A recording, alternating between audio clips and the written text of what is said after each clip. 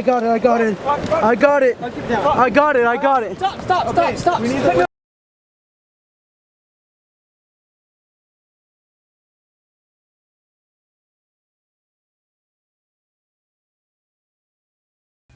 158 dead and $3 billion to Joplin in damages. The Joplin tornado was the seventh most lethal tornado in the U.S. history and the most destructive tornado in America. With 158 dead, over 1,000 injuries, and around $3 billion in damages, the Joplin tornado is the most costly in American history.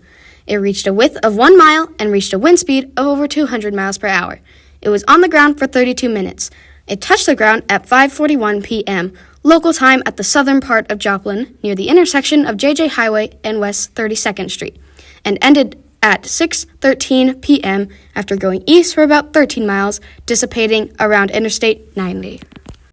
The last time there was an EF5 tornado in Missouri was in 1957, but tornadoes are not commonly of this magnitude. EF5 tornadoes are rare, but what causes these storms to happen? First, there may be a calm. The area calms before the storm. While not guaranteed, this is an actual event that can happen before major storms.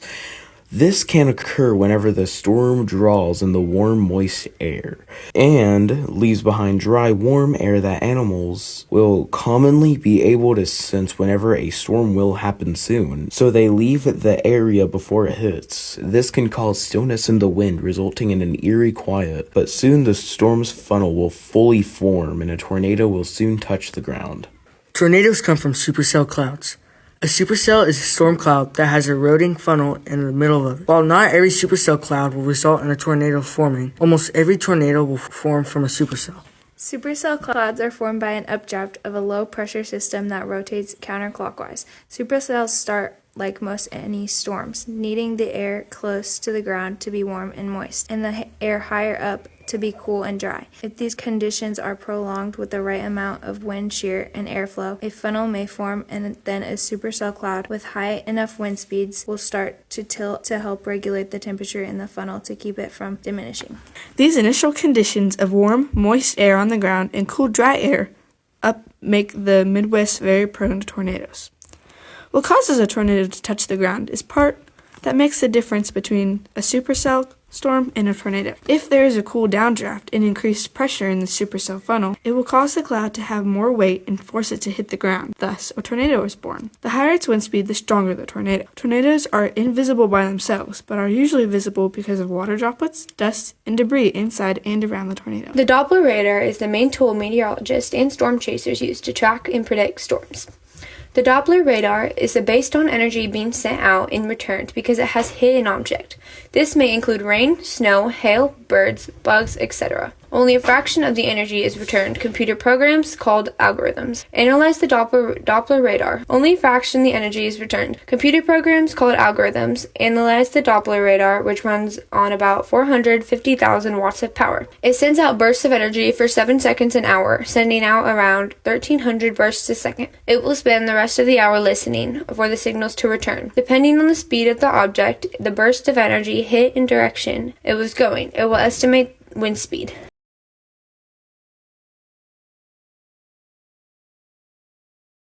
My name is Julie Striegel, and I am a survivor of the May 2011 tornado. What was your day like prior to the storm? Yeah, so it was a beautiful May weather day.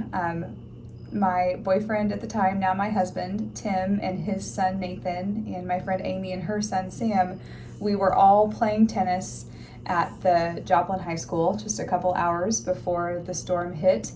And then Tim and Nathan and I went back to my house and started making dinner.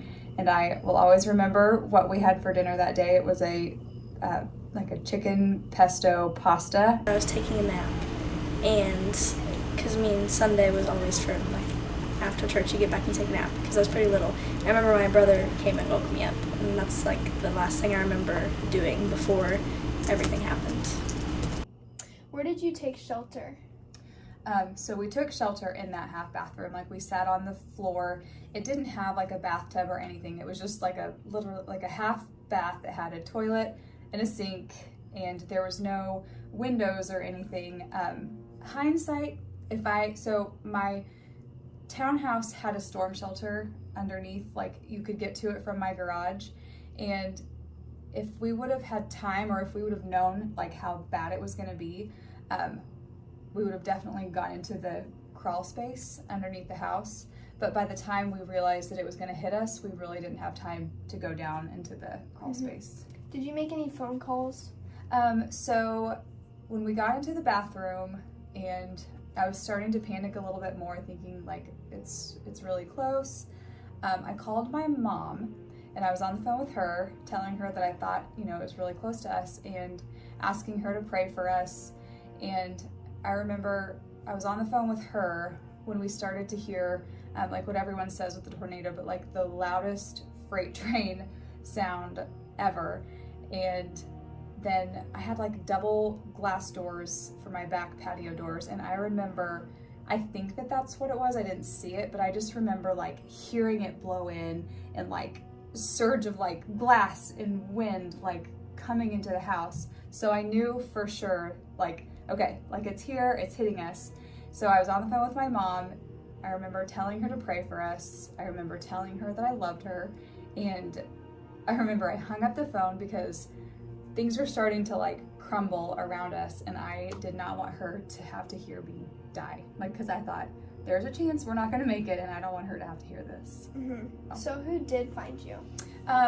So who did find me? So my friend Amy that I played tennis with, and her son, she lived on Adele also, but she lived north of 26th Street. So she lived about 2 blocks north of me.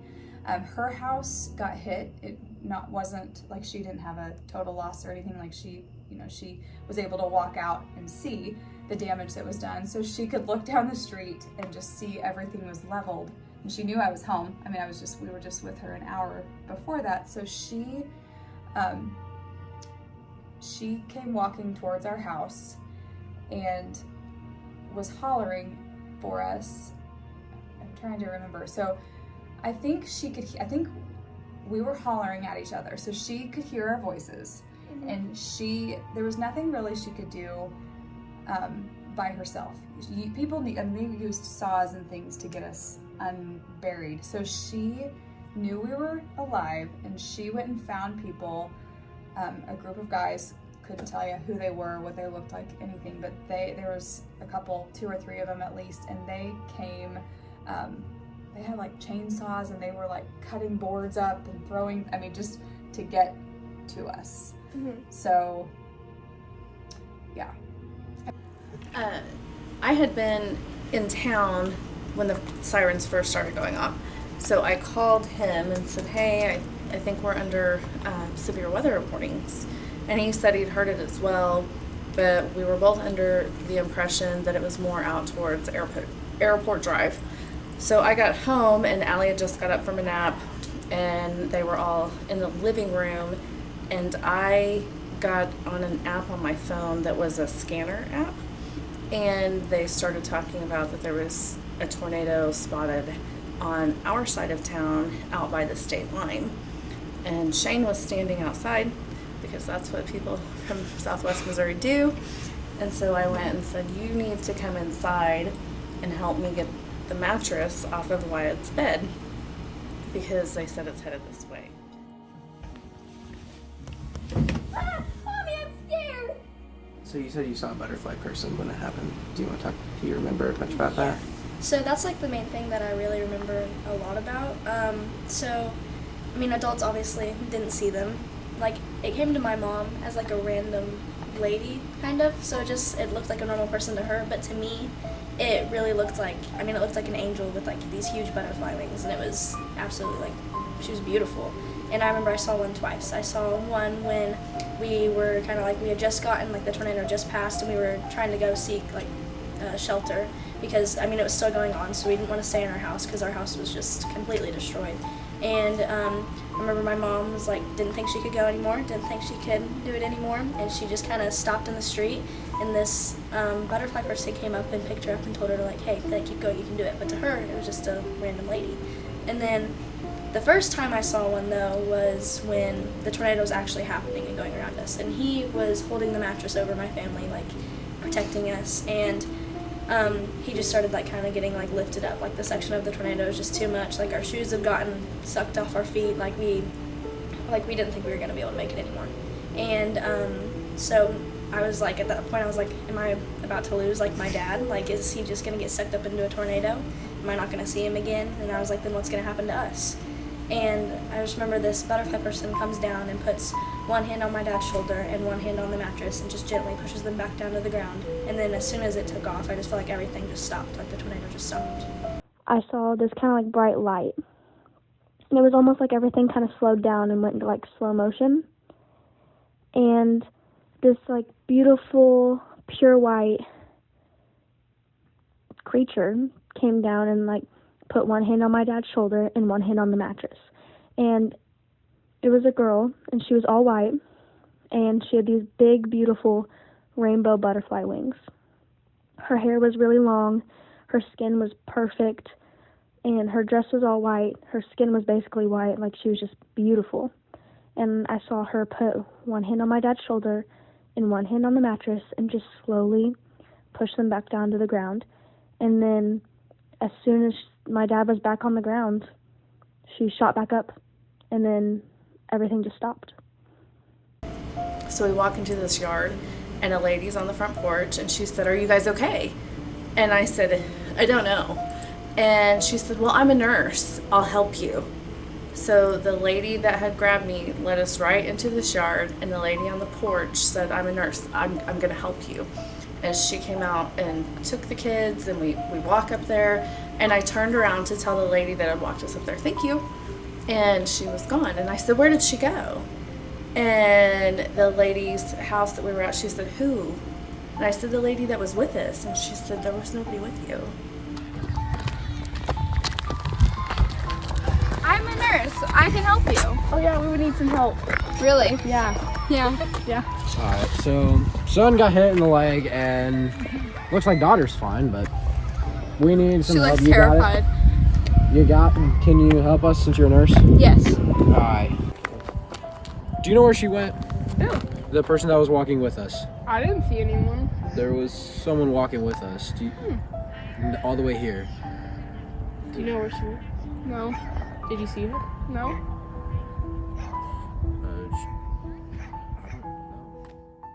Brief overview was that I just completed a 48-hour call. I work at a hospital, and I'm an OB/GYN physician. I'd come home on Sunday evening and was giving checkout to my partner that was coming on that night, and the sirens started going off. So I grabbed my children, which at that point I had a young baby, a little baby, and a 2-year-old, and we got into the basement. Sirens were going off. Storm passed, very loud, sounded like a freight train, just like you hear. We lost electricity. I lost power, and then sirens started going off, and we could hear all over the neighborhood, all over town.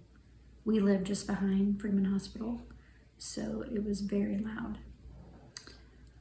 We didn't really know what happened at the time. We didn't realize the extent of the tornado, and so we sat outside for a while, playing with the kids, and then still hearing all these sirens, not knowing what had just happened. And then we started hearing briefly, the phones would kind of come and go. Sometimes we'd have cell service, sometimes we wouldn't. And so we started hearing that, oh, there was a tornado, and we thought one of our friends' houses were hit. So we went and we actually checked on them. And then when we left, we actually realized that the tornado went a certain direction, part of town. Came back home, waited another hour or so, things just got worse, and so then I decided I need to go to the hospital. So my husband took me to the hospital probably around 8 that night. We get to the hospital, and it is packed. Freeman, the electricity was out, except that we were on generator power, and there were people everywhere. So the sidewalks were full of people. I walk into the ER entrance, and my boss, the CMO at the time, I asked him what I could do, and he said, just find someone and help them. I don't know what to tell you. So I start walking around in the ER, and the hallways were lined with people everywhere. Every room had 2 people in each room, and there were people just walking around looking for their loved ones. I heard people yelling their loved ones' names, their spouses, their kids, looking for them.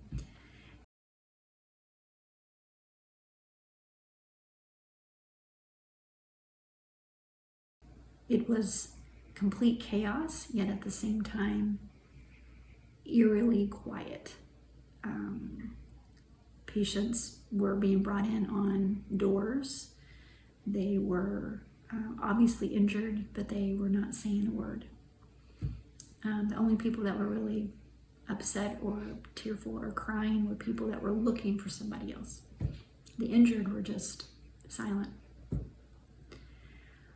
It took me, I went around the ER probably 2 or 3 times to kind of get a feel of what was happening. I work labor and delivery normally, but there were already 3 or 4 doctors there. So I stayed in the ER and I helped triage. So myself and another doctor and a couple other nurses, we would go around and just help basically communicate. This patient was a burn victim, so we wanted to get this patient out. So we got them air flighted to Springfield. Another patient, we identified all the burn victims and we helped to get them out. We triaged who needed a CT scan, who had not had one, who needed one priority versus another one. We helped to get people out of the waiting room who really needed to be seen. So my job was just to basically get people moved to the next step so that we could get them in and out. I probably took care of probably 10 to 15 patients that evening. And then by around 2 a.m., things were, we had taken care of everyone. Everyone had been seen, taken care of, and there wasn't much to do. So at 2 a.m., I called my husband to come pick me up. And I came home, tried to sleep, but I couldn't. And then at around 5 a.m., our electricity came on. And I went back down to the basement, and that's when I saw the TV news. My TV came on with the electricity when it popped back on. And that's when I saw the news of what the extent of the tornado was and how huge it was. We just had no idea. So we're working in the ER. We were the only receiving hospital because the other hospital was damaged. So we had all their patients plus everybody who was coming in. They did over 20, maybe 25 surgeries that evening were done. Anyway, it was pretty overwhelming. But a doctor from another town, he just put his badge up on the window. And he said, "I'm here, please let me help." And we let him in. But all I just remember is seeing that badge up on the window. And he came back and he was a surgeon. He was there to help.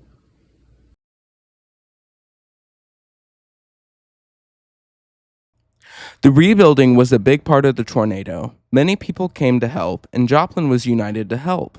Many people worldwide came to help, including the Kansas City Chiefs and Barack Obama. The Kansas City Chiefs came to help clean the area up 5 days after the tornado.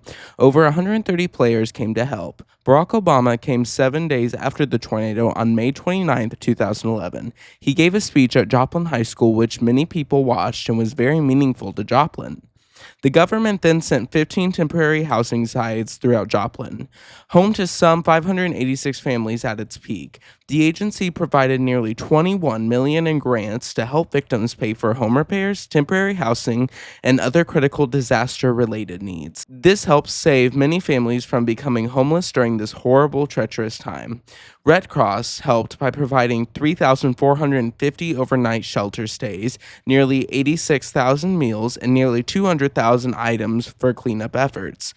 The Red Cross helped more than 1,500 families, helping them with needs and through the recovery process by connecting them with local partner organizations, which would help the many, many victims who had been affected by this terrible, treacherous tornado. The Humane Society also helped a lot after the tornado. They helped find lost animals and rescue animals in trouble or without a home. The Humane Society also held over 1,300 animals after the tornado. Only 4 died in the shelter, and a lot of them would find homes. The Joplin people suffered 6 months after the tornado the most. 20% of people who lived in Joplin during the tornado suffered from depression. Some people suffer from PTSD. Studies have shown that women suffer more from PTSD during a tornado than men do. On another mental side for families, 7 kids were affected and killed during this extremely horrifying event. People who were affected were staying everywhere in this city. From ages 12 to 17, 6% of people who suffered from the tornado met for PTSD treatment.